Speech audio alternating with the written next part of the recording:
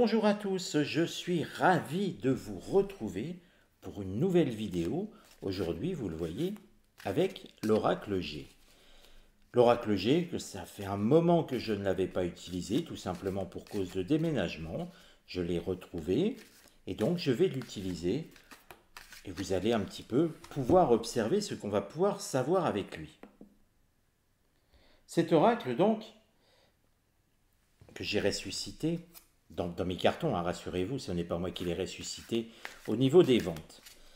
Alors, vous le savez, il y a quelques jours, je vous ai fait une vidéo en disant l'État va tenter de piquer votre argent, va tenter de prendre vos sous. Alors, certains s'en sont inquiétés.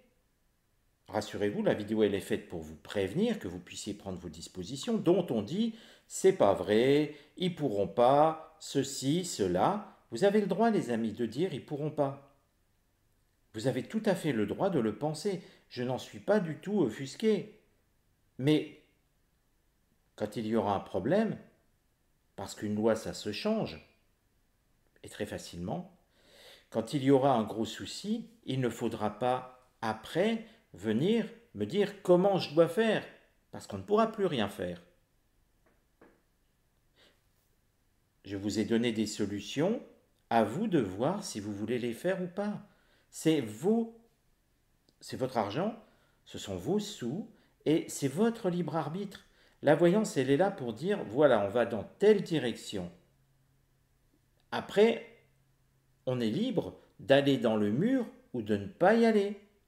Je ne dis que ça. Vous voyez, je ne suis pas du tout à renchérir, à vous faire peur, ce n'est pas le but.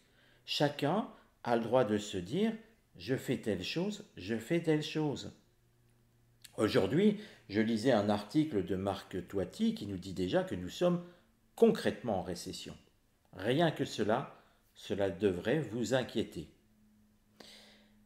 Mais, autre signe, ce qui m'intéresse aujourd'hui dans cette voyance, c'est François Bayrou. Que nous a-t-il fait là?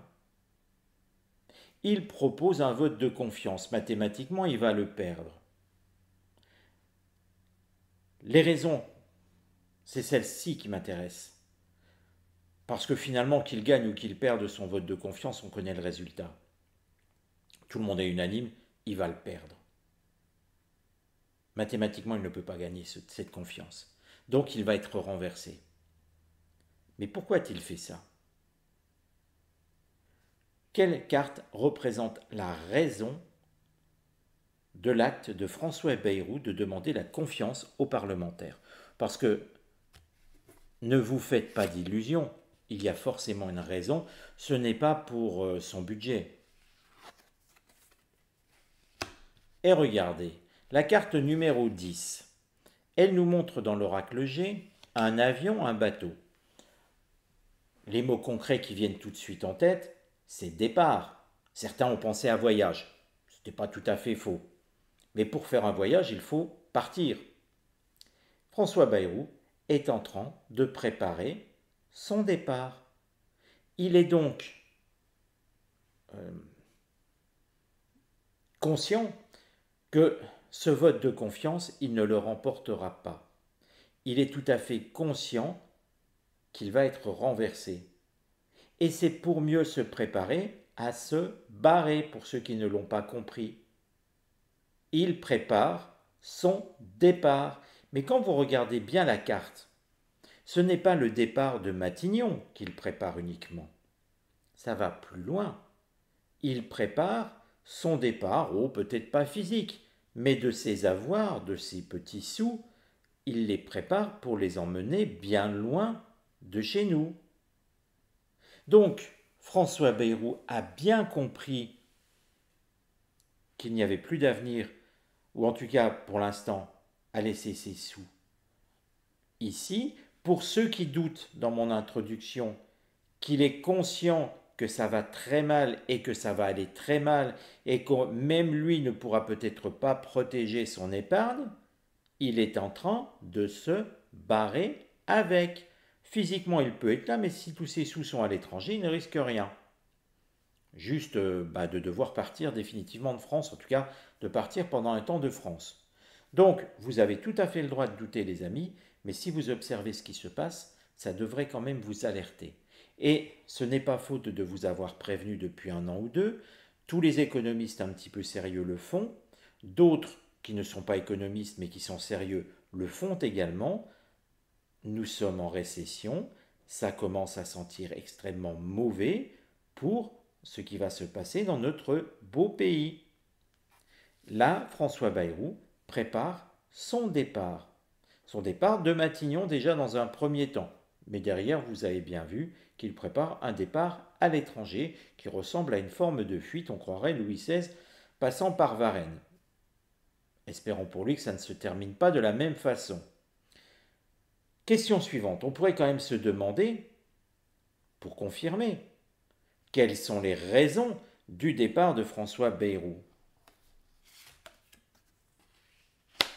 Les affaires. Et vous voyez, il n'y en a pas qu'une. Donc quand on dit les affaires, ce sont les affaires économiques, dans un premier temps, mais nous avons aussi d'autres affaires, n'oublions pas l'affaire de Betaram, il est loin d'être blanc comme neige dans cette affaire. Beaucoup d'informations sortent comme quoi il était très au courant, il savait.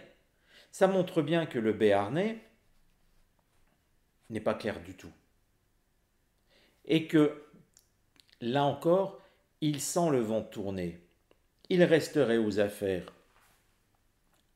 Les macronistes resteraient aux affaires. Nul doute, il serait protégé. Et vous auriez raison de dire il ne risque rien. Mais il sent que tout peut arriver.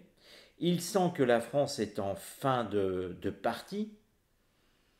Il sent bien que tout peut s'écrouler et qu'une forme de révolution de 1789 pourrait très bien arriver. Pas de la même façon, bien entendu, nous ne sommes plus à cette époque.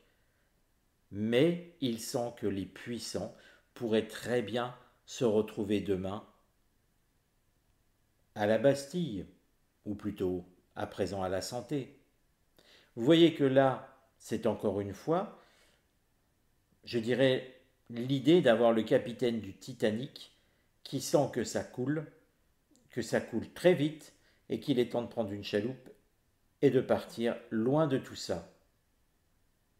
Donc vous voyez qu'économiquement, c'est en train de plonger, et que François Bayrou ne veut pas plonger avec le navire.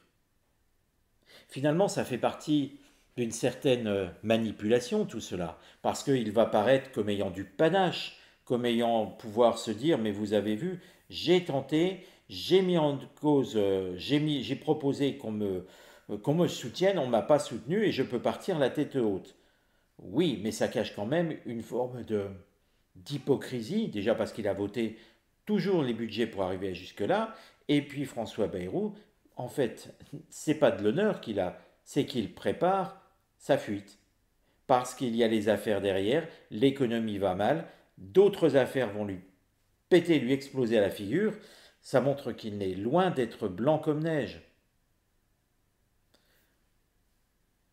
Les conséquences qu'il va y avoir de ce vote de confiance sur François Bayrou. C'est intéressant cette carte. C'est la carte du choix. Ça montre bien qu'il va y avoir, dans la foulée, une forme de dissolution. On y arrive. On va revoter. Vous dire si c'est au mois de septembre, au mois d'octobre ou au mois de novembre, je ne sais pas.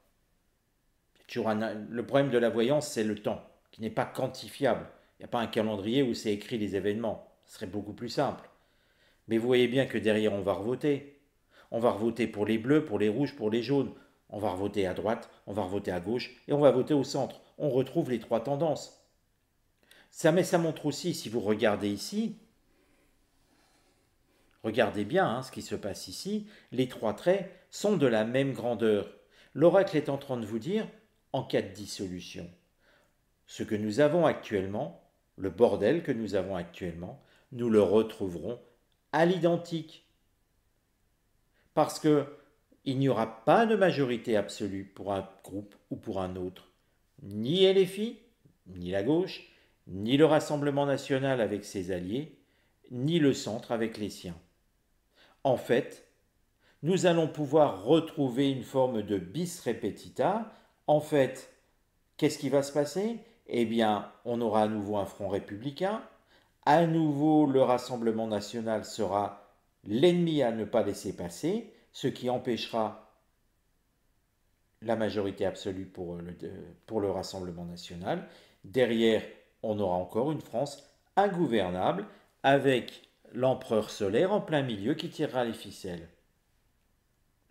Quand je vous dis que nous sommes partis jusqu'en 2027 où rien ne se passera, et ça je vous l'ai déjà dit, je sais que beaucoup de voyants ont dit que Macron démissionnerait. Je vous ai toujours dit que non, il est toujours là. Nous allons le garder jusqu'en 2027. Il ne fallait pas le laisser arriver. On aurait peut-être dû être dehors la première journée de sa gouvernance. En tout cas, maintenant, nous l'avons. Il reste, il s'accroche.